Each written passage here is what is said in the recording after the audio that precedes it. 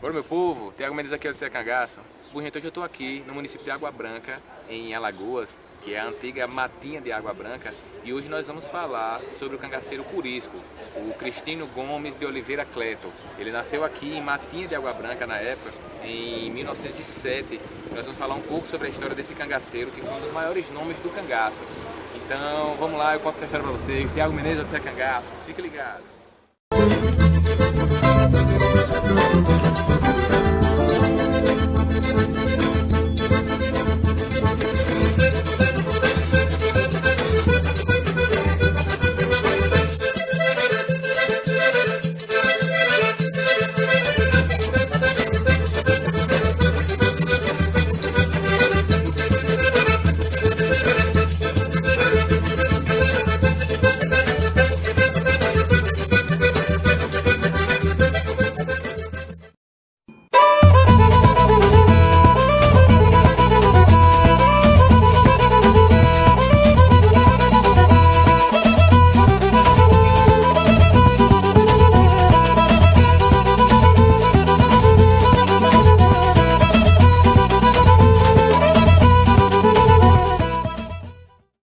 Bom, gente, então eu estou aqui em Água Branca e vamos falar sobre o cangaceiro Curisco, que nasceu aqui, na época era Matinha de Água Branca ainda, e ele nasceu em 10 de agosto de 1907.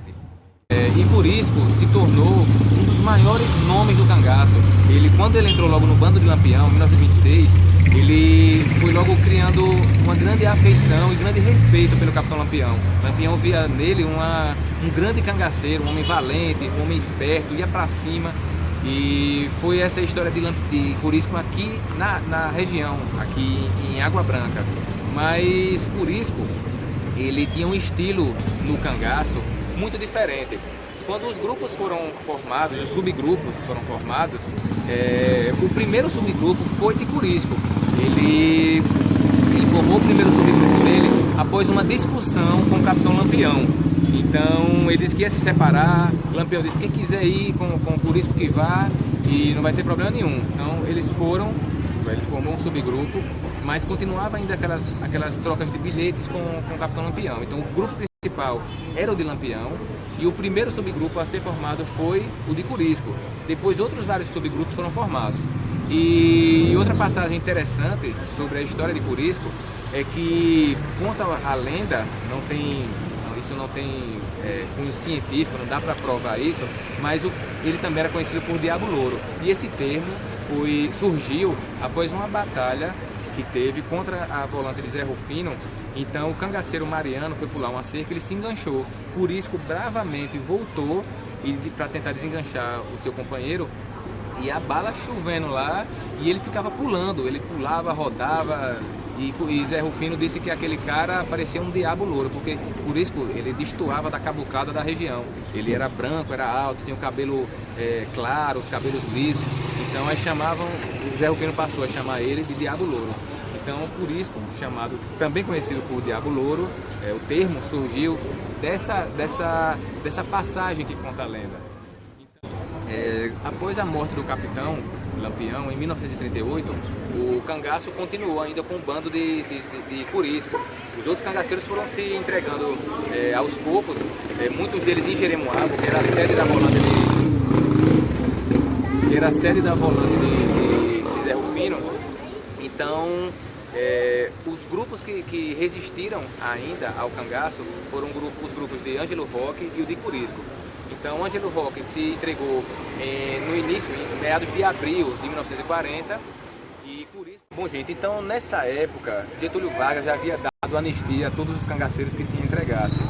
Então, todo o bando de Curisco, que na verdade já restavam muito poucos membros, porque em 1939, Curisco recebeu um tiro de uma volante em um braço, que acabou atingindo também o outro. Ele estava impossibilitado de atirar, ele estava com o braço aleijado, estava com o braço imobilizado. Então quem atirava já era Dadá, foi a primeira mulher a portar fuzil, a atirar de fuzil no bando. Mas muitos cangaceiros se entregaram nessa época, ou debandaram do grupo de Curisco, porque eles não queriam ser comandados por uma mulher. O machismo sertanejo não permitia isso. Então muitos cangaceiros fugiram, saíram do grupo ou se entregaram. E então restou no bando de Curisco até o final Curisco com sua esposa Dadá, e o cangaceiro Rio Branco com sua mulher Florença, e uma garotinha que ele tinha muita afeição, que era a garotinha Zefinha, que na época tinha em torno de 9 anos. Então a família de Zefinha era da região de Paripiranga, lá na Bahia, e os pais permitiram que Curisco levasse, né? Dadá gostava muito dela, porque ela era garotinha, a Dadá gostava dela e os pais não tinham condições de criá-la. E Curisco era um cangaceiro, tinha muito mais condições de fazer dar uma educação muito melhor para a garota. Então eles estavam fugindo para Bom Jesus da Lapa, eles, apesar de anistiados, mas ele não queria de forma nenhuma ser perseguido, ele não queria se entregar, ele não queria ser preso, mas mesmo anistiado ele tinha esse temor. Então ele fugiu para Bom Jesus da Lapa, e ele passando lá pela cidade de Barra dos Mendes, precisamente na fazenda Pulgas, ele ficou arranchado lá nessa fazenda. Ele ficou lá por 2 ou 3 dias aproximadamente, e aí a volante de Zé Rufino teve notícias de que 2 casais e uma garota haviam passado pela região. Então ele saiu de Jeremoabo no rastro dessas notícias para tentar pegar o cangaceiro Curisco. Então a volante chegou lá em Barra dos Mendes em 25 de maio de 1940. Bom, gente, então Zé Rufino seguiu no rastro a partir de informações, e ao chegar lá à fazenda Pulgas, ele localizou Curisco com Dadá, e aí então ele deu voz de prisão. E Curisco não permitia isso, ele não queria de maneira nenhuma se entregar, mesmo impossibilitado de atirar e tudo. Quem estava com a chefia do bando praticamente era Dadá. Então ele foi correr, ele fugiu dessa voz de prisão, tomou uma rajada de metralhadora no peito, Dadá tomou um tiro no pé, e Curisco, claro, caiu. Ele não morreu no local, ele morreu 6 horas depois, e aí lá na cidade de Miguel Calmon, inclusive ele foi enterrado lá. E o cangaceiro Rio Branco e a sua esposa, eles estavam num açude lavando roupas, escutaram os tiros e fugiram da história. Então ninguém sabe o paradeiro deles, e a garota Zefinha ficou escondida debaixo da cama, mas Zé Rufino localizou ela e voltou, levou ela para os pais. Então, oficialmente o cangaço terminou com essa morte de Curisco, em 25 de maio de 1940. Dadá, que tomou um tiro no pé, ela teve a sua perna amputada posteriormente, já na cidade de Salvador, e ela ficou presa por 2 anos e anistiada em 1942, seguiu a vida dela lá na cidade de Salvador mesmo, mas aí é uma outra história. Então, Curisco, ele morreu na cidade de Miguel Calmon, cerca de 6 horas depois desse ter sido alvejado por uma metralhadora, e foi a volante de Zé Rufino que acabou oficialmente com o cangaço.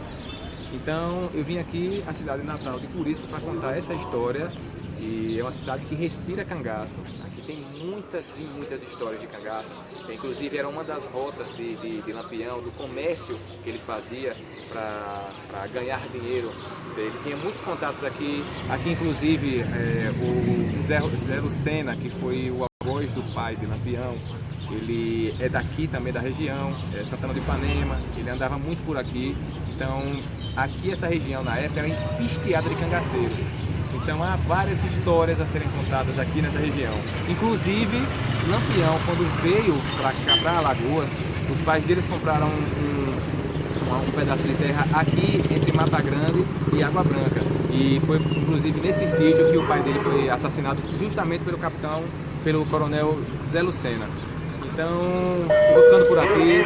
Eu espero que vocês tenham gostado dessa história, e a gente tem muitas outras histórias para contar. Então, Tiago Menezes, do Zé Cangaço, fique ligado.